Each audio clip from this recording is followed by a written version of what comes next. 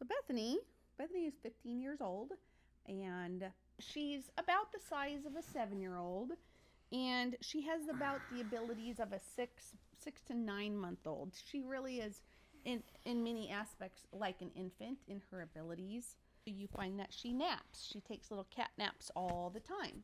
Bethany loves to go camping. She likes to be in the outdoors. We go camping a lot. We go to softball tournaments and we camp. We go on kayaking trips. We just try and involve her. We stay active in everything that we do. Yeah, we try not to let it slow us down from the things we do day to day. Bethany has Rett syndrome. This is something we didn't know when she was born. And about the time she was 10 months old, she was developing like a typical child, but she started losing some of her abilities. She started losing her hand control, snapping her fingers. And it seemed a little odd. She no longer could hold her bottle anymore. The doctors told us she's being lazy. Make her do it. She wasn't self-feeding anymore. She used to be able to put food and Cheerios and things in her mouth.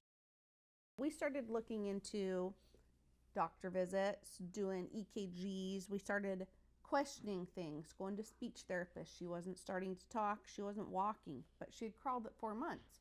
So we knew something was digressing. She's going downhill.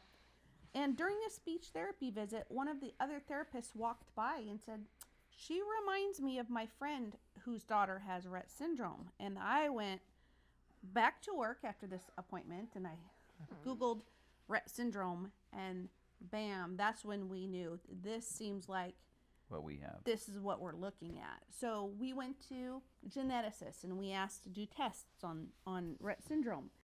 The test came back a few months later, just after her 2nd birthday, and it was positive for Rett syndrome. Rett syndrome is a disorder that's genetic but not hereditary. The Rett syndrome itself is like you were saying, is a genetic mutation or a deletion, a sequence of code in her DNA. So what that means is, like, as your brain's functionality, she's missing that DNA sequence that her brain doesn't produce an enzyme.